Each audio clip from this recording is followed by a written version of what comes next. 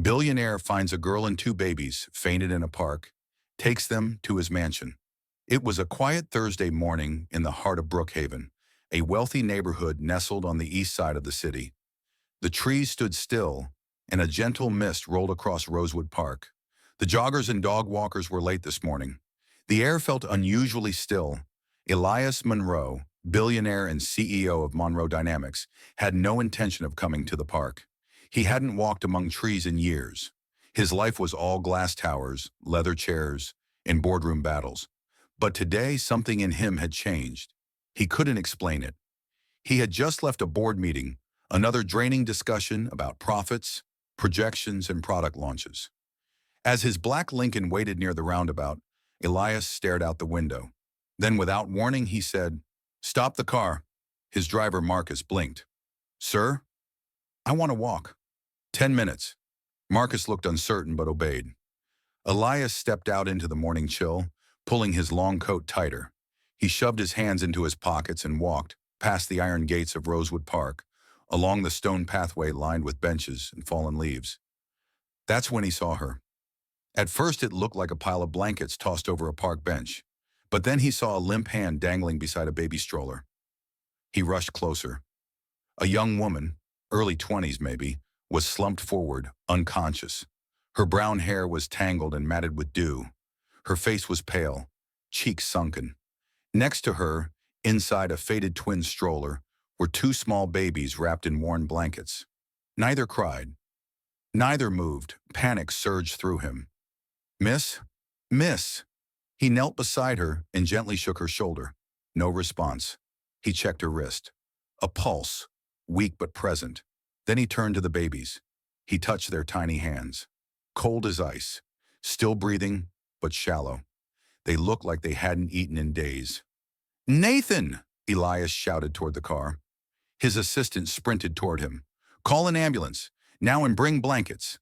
Within minutes, sirens wailed in the distance. Elias never left her side. At Brookhaven General Hospital, the doctors confirmed his fears. The young woman, later identified as Savannah Ray, had collapsed from exhaustion, dehydration, and malnutrition. The babies, Emmett and Eli, were her twin sons, just 14 months old. They were stable now, but dangerously underweight. She was starving herself to keep them alive, the nurse said, her voice trembling. "We found formula packets in her purse, nothing else." Elias stayed in the waiting room until she regained consciousness. She woke slowly, blinking against the harsh white lights. Her voice cracked when she spoke. Where am I?" "You're safe," Elias said gently. "My name is Elias Monroe. I found you in the park. Do you remember?" Her eyes filled with fear. "My babies, where are they?" "They're okay, in the pediatric unit. They're being cared for." Tears slid down her cheeks. "I didn't mean to fall asleep," she whispered. I hadn't eaten. I was trying to make it through the night." "You don't have to explain anything right now," Elias said. "You're safe." But she shook her head. "No, you don't understand. We're not safe. He's still out there." "He..." The word froze the air between them. Elias leaned forward. "Who's out there?" Savannah went silent. The next day, after her condition stabilized, she was discharged. Still weak, still thin, still trembling with fear. "Where are you going?" Elias asked as she gathered her things. I don't know." "Then come with me." She looked up at him, startled. "What?" "Come to my home. I have space. You and your boys. Stay until you figure things out." Savannah's voice wavered. "Why would you do that?" "I don't know," Elias admitted, "but I couldn't walk away then, and I can't now." Elias lived in a mansion on the edge of Brookhaven, a sprawling estate with glass walls, soft lights, and a view of the city skyline. Savannah and the babies were given the East Wing, far from the hustle of the main house. A private chef prepared their meals. A pediatric nurse was brought in to assist. Warm clothes, fresh diapers, clean beds. It was a different world, but Savannah wasn't comfortable. She walked carefully, spoke softly, and never asked for more than she was given. She ate as if food might be taken away again. She flinched at loud noises. She jumped when someone knocked. "Do you want to talk about it?" Elias asked one evening. They were sitting near the fireplace. The twins had just fallen asleep upstairs. Savannah stared at the flames. It started 2 years ago. I was working at a diner, just trying to make ends meet. That's when I met Brent. Elias saw her jaw tighten.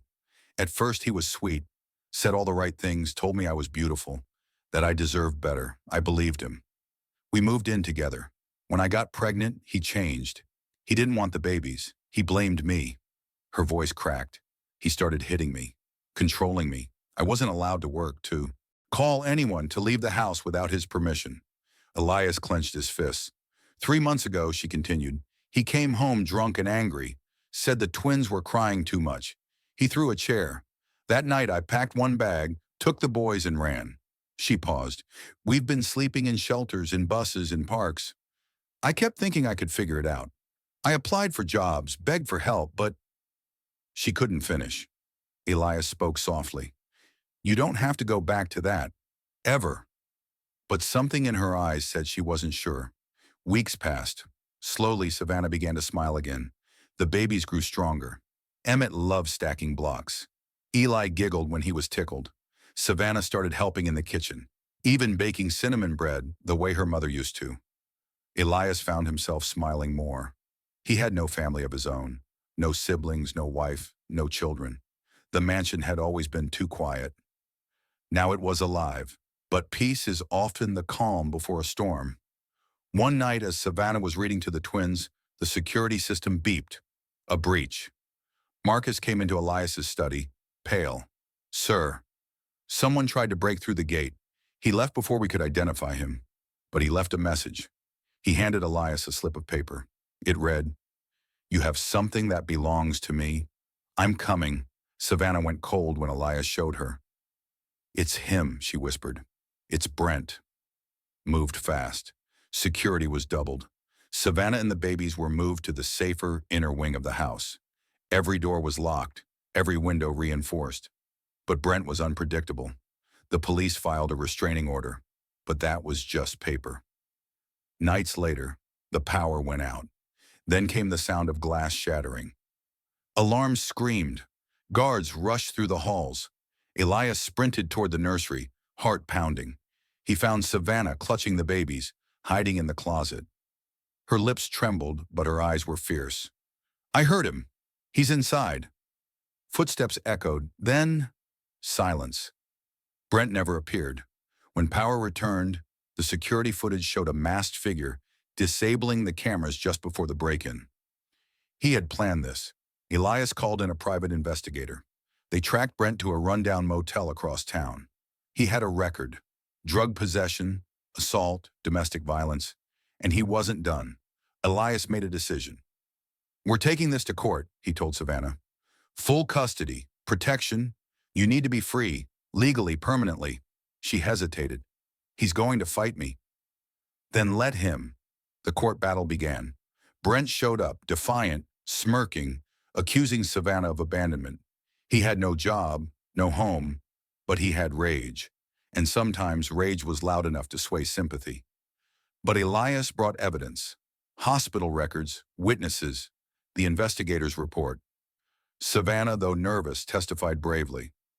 I was just trying to keep my sons alive, she said. I didn't run from him. I ran to save them. In the end, the judge delivered the ruling. Sole custody awarded to Savannah Ray. A permanent restraining order is granted against Brent Callahan. Any violation will result in immediate imprisonment. Savannah sobbed as the gavel fell.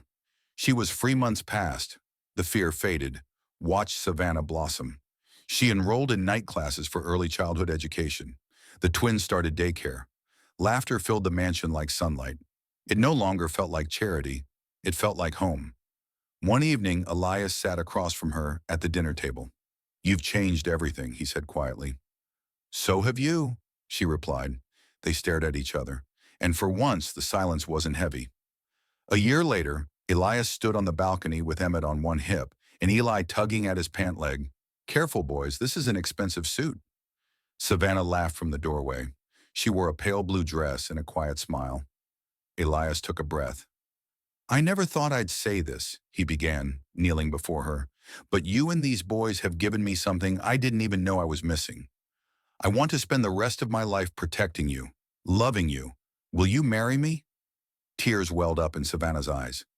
"Yes," she whispered. "Yes." The twins clapped, though they had no idea why. Years later, the story of Elias Monroe and Savannah Ray became the kind of tale people told when they needed hope. A billionaire found a young woman and two babies fainted in a park. He could have walked away, but he didn't, and that changed everything. Let me know if you'd like a thumbnail concept, title variations, or a voiceover style script for this story too.